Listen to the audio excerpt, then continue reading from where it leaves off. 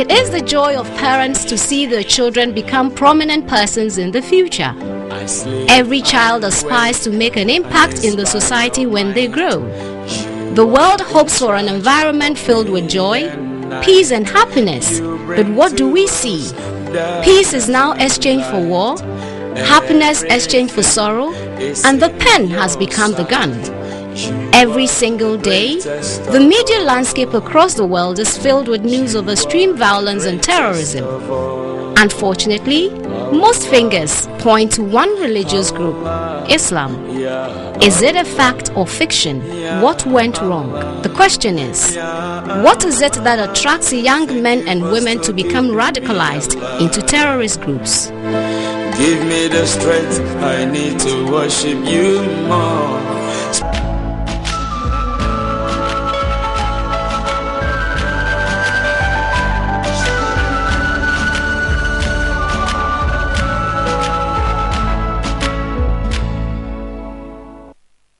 In the name of Allah, the Beneficent, the Merciful, the one God to whom praise is due forever, we thank Him for this beautiful day. You're welcome to Ikra. My name, as usual, Muhammad Hussein Bagaya. On this episode, today we're looking at Islam, Sectarianism, and Radicalization. Like you saw in the story earlier on, the world is free. The world is such a beautiful place. Religion is supposed to put people together. Religion is supposed to birth our thinking, our hearts into the divine. So we reflect the truth that we seek to worship. But the story today is a little different. Born out of entrenched interests and some personal aggrandizement, and for sometimes political reasons, people, young men and women, get radicalized into groups that are believed or perceived, or in reality, in most cases, terrorist groups, killing, maiming, and disorganizing the world as it were. What are some of these factors? In Ghana, we had a young man, beautiful young man, join ISIS from Ghana. There's so much stories going on here in Ghana. In the northern region, some time ago, some few young men were arrested, believed to be possessing weapons and training to get radicalized, or they wanted to be radicalized, I'm not sure, to become members of one terrorist organization or the other. In Burkina Faso recently, bomb went up and hotel caught up in flames. People lost their lives. In Nigeria, it is happening every day where young girls, Muslim girls, are being strapped with bombs and they kill, maim, and destroy the society. What exactly is going on? What is the connection? Is this what Islam truly teaches? I have a young man who, out of interest to make the world a better place, saw it wise to travel outside and study the balances and checks involving terrorism and counter-terrorism. He's here with us in the studio today to take a look at this rather so sometimes excruciatingly painful issue to discuss. When I come back, I introduce who my guest is. We get this show running. Our quotes for today.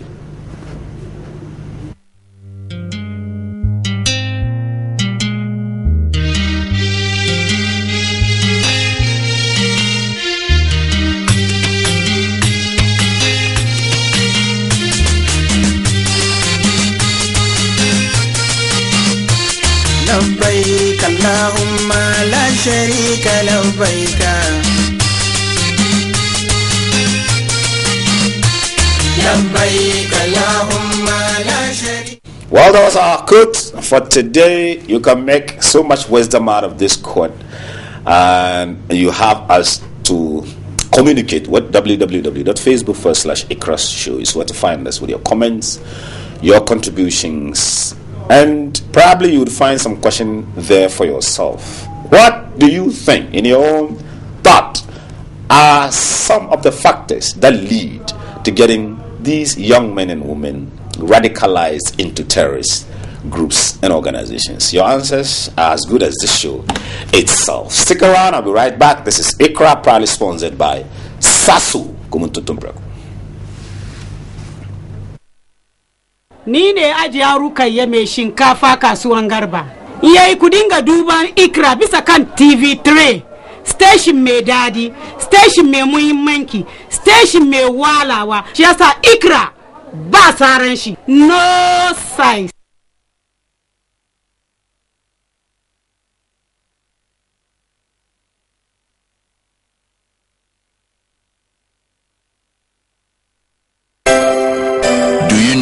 Some insects can be as deadly as virus. Why should they laugh and re-cry? See how they enjoy themselves. Cockroaches can live everywhere in an environment and easily poison food with their saliva and smell. They spread diseases like typhoid and dysentery. Houseflies spread diseases like cholera and yowls. Mosquitoes spread diseases like malaria and yellow fever. Malaria kills one child every 40 seconds and about 300 to 500,000 malaria cases.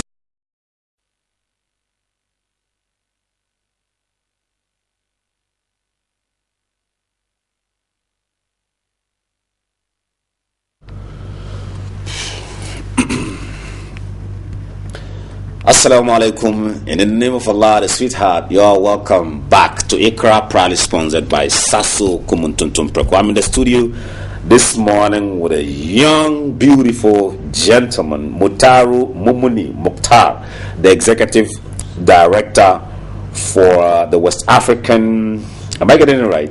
The West Africa Center for Counter-Terrorism. My brother, you're welcome to Ikra. Thank you very much. If you just tuned in, you may want to be a member or join us with your comments, your contributions on the show. www.facebook. Ikra Show is where to find us. I'm asking the question, what do you think are some of the factors that lead to getting our young men and women radicalized into terrorist groups and organizations? Mutaru, you're welcome back. Let's start with a brief intro. Who you are. Mutaru is Mutaru Mukhtari. Your name is a little difficult for me to pronounce. Yes, let's look at you. I would like to first of all pay a solemn tribute to my grandfather who passed away a few days back in Tamale, Abakar Halidun. And to begin with, I have always been interested in security issues locally and internationally. And so some of us who were affected or been victims of 1993-1994 conflicts, our families were devastated by the incidents of the conflicts. And so, which particular one are you referring to? I'm referring to the Nanumba Konkomba, the Konkomba War in 1994 in the northern part of Ghana, which claimed more than 800,000 lives. Wow. And so many families were significantly affected. I mean, as a young boy, rising up to stories around you of the devastation people were going through, I got really very interested in issues of security. And so after first degree at Ashesi University, I did some brief work in consultancy, and I decided to go study international terrorism, global crime, and international security studies at Coventry University in the UK. And upon completion, I went off to understudy anti-mafia prosecutors in Sicily and Italy, and then came back to the UK to do a 6-month internship with the West Midlands Police Department on local counter-terrorism programs. I decided to come back home here in 2004, in the middle of 2014, actually, to get this started. And this is what I've been focused on, engage in counter-extremism research, counter-extremism and radicalization. We look at terrorism from different perspectives. In terms of combating terrorism, we look at the root and branch approach to countering terrorism. And we, as a local community group or civil society group, we look at the root approach, which means we're looking at the underpinnings of terrorism, the factors that engage individuals or influence individuals to get into a radicalized condition to be able to undertake terrorist acts. This is what our organization is. And exactly, there was this is exactly the factors that we're looking at. If you're in this country, yesterday or the day before yesterday, Kumasi went up in flames. You saw the entire my producer should remind me what the name is. It went up in flames, and people are reading some implication and say, but we pray it does not get to become a Muslim Christian thing. Let it remain some Zongo kind of thing for now, but we'll be looking at that too as well. So I'm particularly interested in the fact that you have lived social upheavals, war, unrest, the dangers involved in living in an environment that's not so seriously secured. When you look at what is going on today, as far as our state, as a people, where terrorism is concerned, how do you feel? I feel deeply worried. I feel deeply concerned about what is going on in terms of prolonged ethnic conflicts or chieftaincy disputes in this country. Uncompromising political environment, inter and intra-party disputes in this country, really worrying. They themselves, as events, may not constitute incidents of terrorism, technically, but these are incidents in several parts of the world. We can cite examples where individuals or groups can use that as what we call conveyor belts to terrorism. People can exploit the incidents, the vulnerabilities that exist within these incidents, and then engage individuals. We'll get to it as we look at Kumasi predation. But our viewers out there would want you to give us a comprehensive definition of what terrorism is, because for some of us, we're not too comfortable with the word terrorism and the fact that it's being labeled against some Muslims. Some will say one man's terrorist is another man's freedom fighter, as it is in some cases. How do you define terrorism? Terrorism actually is a very intimidating word or terminology, and it's laden with endless controversies. Even the United Nations and all international organizations haven't really concluded on what constitute terrorism. They haven't agreed on a common definition of terrorism. But terrorism basically, in plain language, refers to unofficial use of violence or unofficial employ of violence among large numbers of people. But technically, I define terrorism to mean the deliberate, calculated, and premeditated acts of violence visited on large number of people or populations, intended to provoke fear, dread, and panic amongst the population in order to elicit response from a state actor. Okay. So if you look at all incidents of terrorism, nearly all incidents of terrorism have these elements in it, in order to provoke fear and panic, to be able to elicit response from a state actor. If you look at what's happening in Nigeria, Boko Haram and other elements, terrorist groups within the region are looking to elicit response from the state government or any international state actor to be able to give them what they want. They want to establish Sharia law. They want to establish their own form of leadership. Exactly. If you look at what's happening, in Syria, ISIS in Syria, ISIS in Iraq, and all the regions within. These are the features that you can comfortably identify. Right, pretty soon on this show we'll be speaking with Sheikh Amin Bamba, so he can give us the nexus, because it's time to look at Islam, sectarianism, and terrorism. Last week we had Mustafa Hamid here, who made wisdom of what sectarianism is all about in Islam, and we understood some angles, of where some of these things potentially may be coming from. So we'll be speaking with Sheikh Amin Bamba pretty soon in the show for him to give us a proper connection. But before then, my brother, radicalization is a very painful thing. We see some time ago in Ghana, like I said in my introduction, a young man got radicalized into the ISIS. He had to travel from Ghana all the way to Syria. Can you imagine? Yeah. And we see a lot more things going on. People using religion. As a matter of fact, that's why Bamba will come in. Religion to get people, like you said, as a conveyor belt to joining terrorist cells, organizations, and groups. Why is it religion? I'm asking this question because it is not peculiar to Muslims alone. In history, we've seen the Northern Ireland War between Catholic and Protestants. We've seen the Crusades, where killing, torture, and maiming were justified all in the name of religion. Why religion?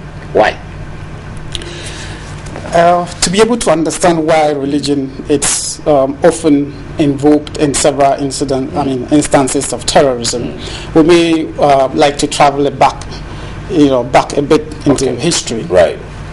Nearly 15 years ago in America, The entire world, including Americans, were stunned and horrified by the images of 4 passenger airplanes crashing into some of the most iconic images of the American nation. That's right.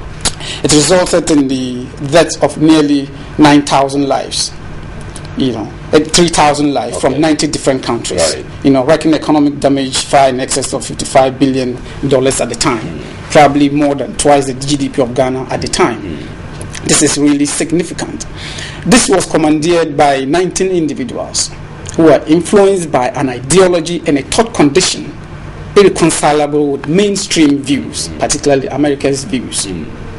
That ideology today is not yet dead. And so we are confronted with the challenge throughout the world of individuals in the mold of these 19 individuals who are looking to invoke religion to cause mayhem on large scale. Religion is a very convenient tool for terrorists and people seeking to radicalize populations because it's a rallying force that people can actually invoke on and get people to act. So we're not going to see these things go away soon. If anything else, going to be more of that. Because religion, actions predicated on religion defy logic. It defies rationality. Exactly. I mean, I've seen several incidents of people living on social media. Somebody just makes up something in the name of religion and gets everybody talking about it. Exactly. If you go further, a little bit further, you realize that it's just based on passion, people's passion. Yes, that's what I meant by saying it defies logic. It defies rationality. That's why Karl Marx defines it as the opium of the masses. Exactly. People consume anything in the name of religion. So it's a very convenient tool to radicalize, to recruit, and to get people to engage in terrorism. Nonetheless, religion or religiously inspired terror acts seem to dominate, the last 15 years in terms of security or terrorism, but it is not, the preserve of religion. Okay. Terrorism is not preserve of religion. Okay. There are secular terrorist groups, globally. There are other religious groups, religious persuasions in terms of terrorism, because we have the LRA, the Lord Resistance Army in Uganda. Right. We have the Baader Meinhof in Germany. We have the IRA in the UK, which has traumatized or tortured the UK for several decades. Only recently, I think 2012, the deputy commander of the IRA, which was actually a big terrorist group in Northern Ireland, it was only in 2012 that Martin McGuinness, he was a deputy commander of the rebel group, got to meet the Queen. If you look at what is happening, even within the United States, we have groups, terrorist groups, the Army of God. Few people have heard of the Army of God. Few people have heard of the Baader Meinhof in Germany. So all these incidents are terrorist acts, but religiously inspired terror acts, particularly Islam, seem to provoke that dread and panic, alarm within the population. So the media in particular is comfortable to propagate to feed on that, because media thrives on fear, of course, as well as the terrorists. Now let us examine before we speak to Sheikh Amin Bamba, some other factors with doing radicalization now that potentially are used to get people radicalized into terrorist groups and organizations. I mean, apart from Islam apart from religion, let's put it that way, as a factor. Any other factors that you think we can look at? Well, if you look at the literature so far on terrorism, radicalization is the single biggest factor that engage or lead individuals to engage in terrorist acts. No any other factor or path has any significant role to play in terrorism. And radicalization refers to a series of processes, a series of experiences or acts that an individual engages in that leads him to a destination or a position where he thinks that violence is possible and perhaps a legitimate course of action. At that point, it is a destination where he sees the world in a binary mode between black and white, right and wrong. There are no gray lines, so he chooses what he believes is right. And that is the point he is ready and committed to engage in terror acts. Let's basically consider some of these pressing factors, social pressing factors. Poverty. Yeah. Poverty. Could it be a reason for radicalization? Sure. As part of what I just said, in terms of radicalization, we have what we call underpinnings of radicalization. The foundation of radicalization, or factors that lead individuals to get radicalized. We have economic underpinnings, we have religious underpinnings, we have political underpinnings, we have cultural underpinnings. So poverty, of course, borders the economic situation of the population or the individual. Whilst poverty plays a role in terms of radicalization, the literature so far doesn't point to poverty as a big factor in terrorism.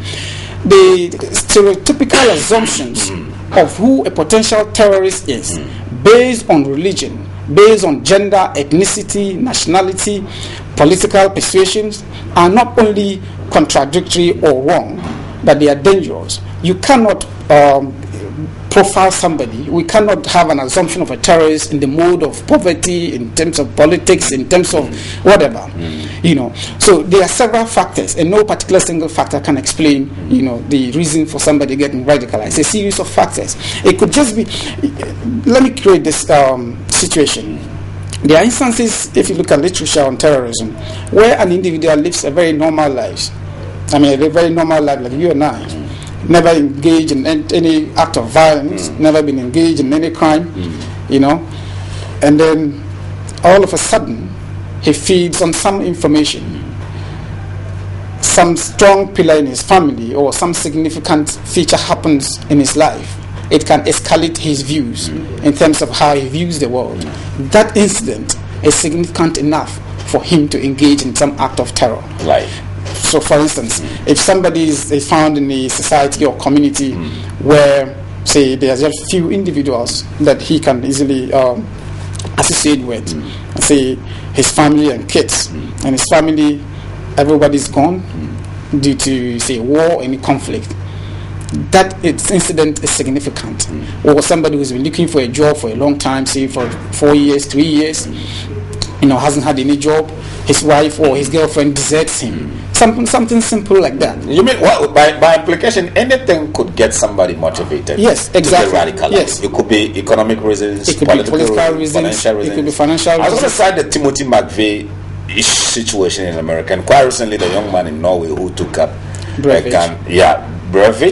Andres Breivik. And shot people, all born out of something, a mixture of religion and psychological factors and all of that, Okay, so if you just tuned in, you're watching Ikra coming to you live from TV3, proudly sponsored by Sasso. I'm in the studio with Brother Mutaru Mumuni Mukhtar, the Executive Director, West Africa Center for Counter Extremism. We're examining Islam, sectarianism, and radicalization. What are some of the factors that leads to getting people radicalized into terrorist groups and organizations? Brother Mukhtar, when you heard for the first time that a young man joined ISIS from Ghana, how did that leave you feeling? Surely, I felt very terrified, but I wasn't too surprised about that, because I've been to Nigeria, I've lived in some part of Nigeria, and I've interacted with people, and I've lived with people here, I've interacted with people, and I can understand their psyche in terms of how they can respond to global events, and which they can identify with. Many of us growing up, in Tamale, you see video images of Palestinians who were being brutalized, traumatized by the actions of Israelis. And as a Muslim, you instantly feel, identify with this group. Exactly. You feel that you should be fighting their cause, and that's what God ordains you actually to do, to fight in the cause of Islam. It's a very common narrative that resonates with most Muslims. So anything that goes over there in the Middle East that seems to touch you, that seems to make you a party to the incident, you can easily fall for it. So I wasn't too surprised about that. And I can say confidently that there are significant vulnerabilities here in Ghana and within the West Africa region. And so significant efforts within, the local community in particular, people tend to look up to the state security agencies to combat incidents like this. But the most effective, combat measures would have to come from local groups and the local population. Right. Yeah. Well, it's getting very, very interesting. When we come back from this break, we'll be speaking with Sheikh Amin Bamba so we can have a proper connection between Islam and radicalization. I'm here with Mutaru Mumuni Mukhtar. We're discussing Islam, sectarianism, and radicalization. Stay tuned, we'll be right back.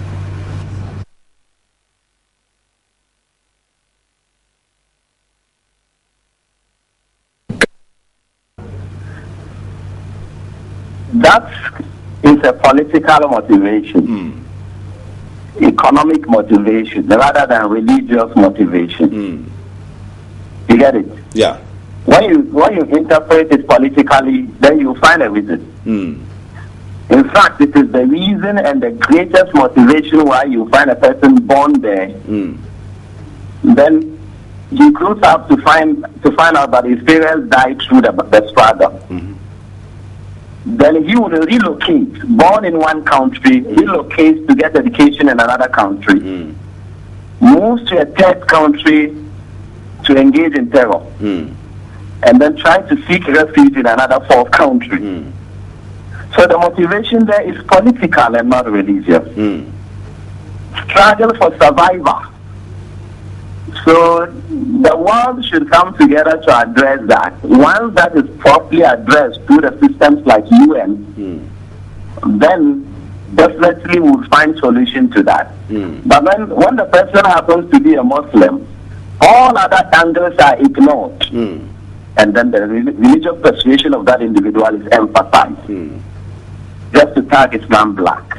So economic, political, and other motivations should be considered. Those things are seriously damaging to community relations, which we are enjoying in Ghana, alhamdulillah. So, but once it is not properly handled, the world fails, the community fails, then the religious persuasion of that individual is symbolized. That is the problem we have. We find Islam being tagged negatively around the world. Right. But Islam, researchers since September 11 have gone into the motivations for suicide bombing and then terror. They have never been able to find a single verse of the Holy Quran that says that's a motivation. The closest they have come is the verse that talks about retaliation. It's fight in the cause of Allah, those who fight you. Surah Al-Baqarah. So that is allowed. Even the UN will tell you to defend yourself. So let's look at it from political and economic and other motivations rather than Islam. Right. I would like to thank you, Sheikh Amin Bamba. I could go on and on with you, but let's cut it out for now. And probably when you are in a crowd, we'll bring you in the studio. We'll have a very comprehensive conversation with you. Thank you very much. Thank you. Sheikh Amin Bamba, all the way from the north. What do you make of some of the comments that he's made? Yeah, those are really very excellent points, very valid points in terms of even mainstream literature on terrorism. No any literature or research of note seem to project Islam as a religion of violence or a religion that promotes terrorism. What it is just like other religions, people cherry pick verses and hadiths or sayings within Islam that they can use to motivate other people as a rallying force to engage in acts of terror and violence. And so I tend to say, I said earlier that I'm not intending to focus on Islamic terrorism or religiously inspired terrorism. That's right. There are significant incidents or situations where people have been involved in terror or terrorism, and they are not Islamically inspired or motivated terror acts. If you heard of the liberation tigers of Tamil Elam, the liberation tigers of Sri Lanka, these are terrorists. This is terrorist group, the biggest terrorist group globally that ever committed suicide terrorism, more than any other single group, terrorist group in the world, between 1982 to 2003. Even the Tamil Tigers. The Tamil Tigers. Okay. And yet, very few people could project this group as a terrorist group globally. You know, they had the most disciplined members. I mean, terrorist, members who had even to a point where they had suicide pills hung over their necks. So in terms of danger, they detonate that. They prefer to die rather than captured. These are groups few people talked about in the media. But September 11th opened the floodgates in terms of the focus on Islam. So little incidents.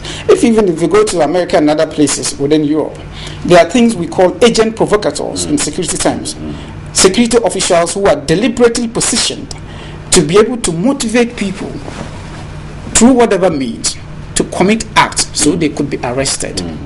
There are several incidents, like if you do a little search on agent provocateurs and terrorism, you see significant incidents like that. And this is projected in the media to mean terrorism or religiously inspired terrorism. And what I would like to say is that even within the context of terrorism in Islam, those groups, in all cases of terrorism, especially in Africa here, none of these groups usually start as a terrorist group.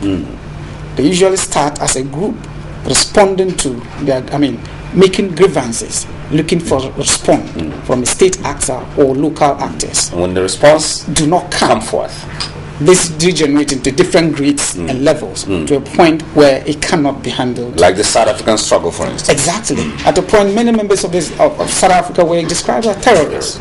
They are put in terrorist lists all over Europe and America. If you look at the Boko Haram in Nigeria, Boko Haram didn't start as a terrorist group. Exactly. If you look at Al-Shabaab didn't start as a terrorist group. So it tells you that we need to pay attention to grievances of local groups. Exactly. I said earlier that incidents like what we're seeing here do not necessarily or may not necessarily constitute terror incidents, but they could serve as conveyor belts to terrorism. Pam Bakaran, the guy who led this LTT guys, the Tamil Tigers, this is a young boy, 18 years. They hatched this idea of protecting the Tamils from the Sinhalese in Sri Lanka. This generated into the biggest terrorist group within the region. Very vicious. They're the only group that has killed 2 global leaders. The former Prime Minister of India, they killed him, and they killed their own president. Kamaratunga, if you remember. That's right. Chandrika Kamaratunga was bombed. He nearly died. She lost her eye. No any group in the world has ever done that. But the media disproportionately focuses on Islamic terrorism because it provokes fear and alarm, and this is how the media sells. So we need to be very clear. We need to be very, very careful in terms of providing clarity to the issues. Usually, media discourse surrounding security and terrorism is very congested. It blurs clarity and denies us the opportunity to get the issues in proper perspective. Right. Islam does not in any way promote terrorism. People use religion, including Islam, to inspire others to commit terror acts, and we have to be, cautious of those incidents. We're caught up in the middle of a lot of things going on. I'm talking of us as Ghanaians. There's Nigeria, a lot of things going on in Nigeria. In Cote d'Ivoire, not too long ago, a lot of things went on in Cote d'Ivoire. Serious social unrest that has political colorations and all of that, even though at a point in time, religion was also read into Cote d'Ivoire. And then quite recently, Burkina Faso. A place where no one ever thought that the arms or the long or short arms of the extremism or terrorism can ever get to Burkina Faso. Are we as Ghanaians too comfortable, or is it the case where we can reassure ourselves that nothing of such nature would happen in Ghana? Well, alhamdulillah, Ghana has been a very, very peaceful nation for a very long time. We haven't recorded any serious incident of violence between, ethnic groups apart from the single incident in the 90s in the north. We haven't had any significant incidents of, religious conflicts in this country. We have to be grateful and thankful to God for that. In the region, we are respected for this stability and peace. Nonetheless, the events happening around us within the West Africa region, in Nigeria, in Mali, in Niger, in Burkina Faso, and a few other countries, tell us that no nation within the region or community is insulated from the scourge of terrorism. That's right. And that we have to be on guard in terms of the state security and in terms of the local community and all individuals involved. And as a civil society organization, from my perspective, I focus, as a policy, we focus on the local aspect of security. How can individuals in the local community position themselves in terms of building resilient societies that can comfortably handle problems when they happen, so they do not escalate to large-scale violence like what happened in Kumasi. Right. Before you take the Kumasi issue, my producer wants me to take a quick break. When we come back, Brother Mutaru would continue. As a matter of fact, we need to listen to some of this expertise and then learn to live with what they teach us sometimes. So when we come back, he will continue from where he is, and then much more. Stick around, we're right back. Assalamu alaikum, in the name of Allah the sweetheart. You are welcome back to Ikra with Sheikh Muhammad Bagaya and Brother Mutaru Mumuni Mukhtar, CEO, West Africa Center for Counter-Extremism. We're looking at Islam, sectarianism, and radicalization. We're not saying that Muslims are terrorists. That's not what we're saying. We're all Muslims. We're saying that there's something going on out there in the world, in your society, in your community, that we need to be watchful about. It is education. Don't get involved in it in the first place because your religion says do not. That is exactly what we're saying. Let me get back to my brother. I want you to continue. I have about 2 minutes to wrap up the show, but you will be coming back here next week, so we continue because viewers are so interested in this educational stuff that you're giving us. I want you to continue from that line before the break. You know, we have been living peacefully as a nation. I mean, nothing at all has befallen us, you know, in any proportion whatsoever for us to be worried, you know. But do we still have anything to worry about? I'm so passionate about this question because nobody thought this could get to Burkina Faso. Yeah. Yes. Well, the only thing to be worried about is worry. And surely we should be worried. The vicissitudes of security tells us that we are unable to predict the trend of security, even by professional security standards. So we are unlikely to tell what can happen. But if history is anything good to go by, we can safely say we are confident of resolving our differences, be it political differences, be it religious differences or cultural differences. But for clarity, I speak from the perspective of a secular researcher on terrorism and security. I don't speak on authority as a Muslim. That's right. I'm a Muslim first, of course, but I'm no authority to speak on Islam as, you know, a factor in religion. I'm looking at mainstream or secular literature on terrorism and security. This is a small point. Fundamentally, significant and sustainable gains against terrorism would not be won on the battlefield. They will be won in the mindset. Let's leave it that right there. It will be won in the mindset. We will be here next week, God willing. Promise us you'll be here next week. Inshallah. So we'll continue with it. Make a date with that next week. But before that, Ummah Initiative in the Greater Accra, Jimsa, and Zungo Inspire teams present its 18 free WASI and BC classes for 2016 SHS candidates, both Muslims and non-Muslims, at Medina Al-Wali JSS. Subjects include English, Science, Maths, and Social Studies. 6 February 26 May 2016, 2 p.m. to 5 p.m. Classes are on weekends only. Okay, up next on Spotlight, something beautiful is coming. Someone remind me who's presenting it today. Joe Peter is holding it down today on Spotlight. But keep watching Ikra, keep watching TV3. Next week we'll be here with Brother Mutaru Mumuni Mukhtar to continue on the same topic.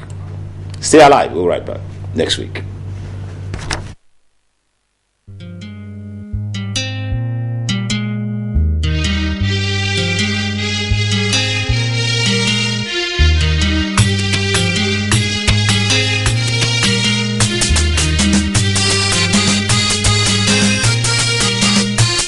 لبيك اللهم لا شريك لبيك